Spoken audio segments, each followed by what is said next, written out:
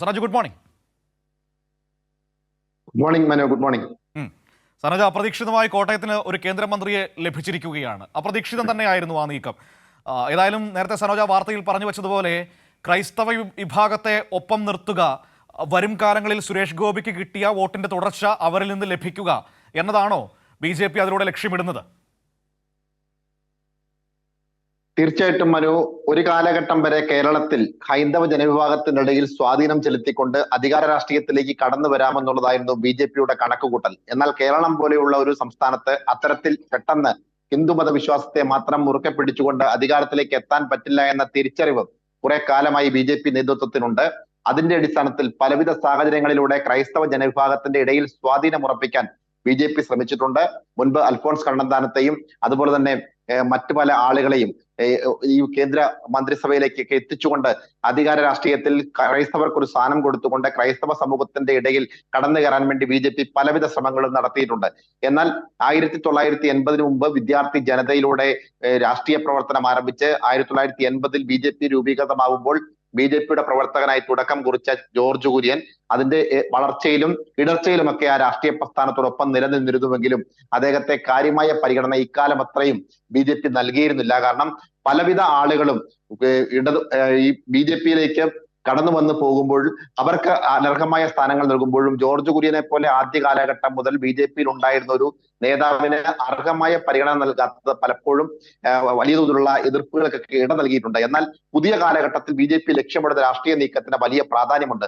അതിന്റെ പ്രാധാന്യം എന്ന് പറയപ്പെടുന്നത് തൃശ്ശൂരിൽ സുരേഷ് ഗോപിയുടെ വിജയം തന്നെയാണ് കേന്ദ്രമന്ത്രി പദത്തിലേക്ക് ജോർജ് കുര്യന്റെ കടന്നുവരവിന് കാരണമായത് എന്ന കാര്യത്തിൽ യാതൊരുവിധ തർക്കവുമില്ല. പ്രത്യേകിച്ച് കഴിഞ്ഞ പാർലമെന്റ് തെരഞ്ഞെടുപ്പിനെ അപേക്ഷിച്ച് ഇത്തവണ ഇരട്ടിയോളം വോട്ട് വർദ്ധിപ്പിച്ചുകൊണ്ട് സുരേഷ് ഗോപിക്ക് വിജയിക്കാൻ കഴിഞ്ഞത് ക്രൈസ്തവ ഭൂരിപക്ഷ മേഖലയിൽ, തൃശൂർ മണ്ഡലത്തിന്റെ ക്രൈസ്തവ ഭൂരിപക്ഷ മേഖലയിൽ വലിയ തോതിലുള്ള വോട്ട് സുരേഷ് ഗോപിക്ക് ലഭിച്ചിട്ടുണ്ട്.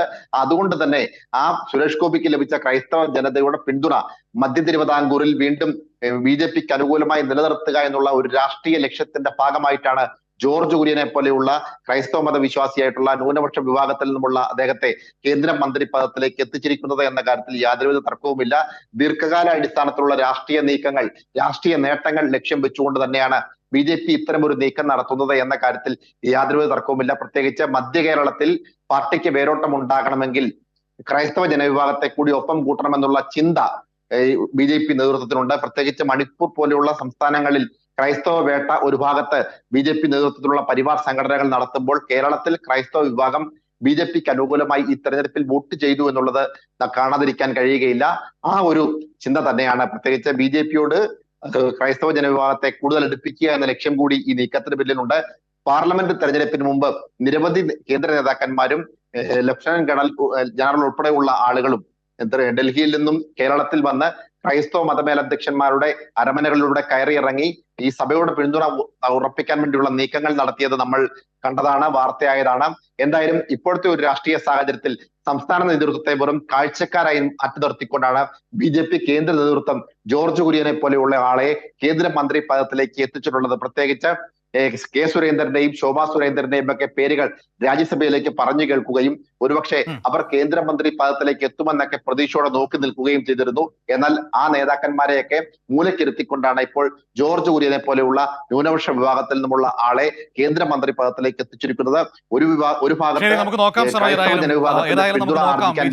ലക്ഷ്യമിടുന്ന കാര്യം സാധിക്കുമോ എന്ന് നമുക്ക് നോക്കാം. ഏതായാലും BJPയുടെ ലക്ഷ്യം എന്ന് പറയുന്നത് ക്രൈസ്തവ വോട്ടുകൾ നിലനിർത്തുക എന്നത് തന്നെയാണ്. തൃശ്ശൂരിൽ സുരേഷ് ഗോപിക്ക് വ്യാപകമായി ക്രൈസ്തവ മേഖലകളിൽ നിന്ന് വോട്ടുകൾ ലഭിച്ചു എന്ന വിലയിരുത്തലിന്റെ അടിസ്ഥാനത്തിലാണ് അപ്രതീക്ഷിതമായി ജോർജ് കുര്യൻ മന്ത്രിസഭയിലേക്ക്, കേന്ദ്രമന്ത്രിസഭയിലേക്ക് കടന്നു വരുന്നത് എന്നാണ് രാഷ്ട്രീയ നിരീക്ഷകരുടെയൊക്കെ വിലയിരുത്തൽ. പക്ഷേ അത് സംസ്ഥാനത്ത് നേതൃത്വത്തെ ആകെ അമ്പരപ്പിച്ചിട്ടുണ്ട് എന്നതും വസ്തുത തന്നെയാണ്.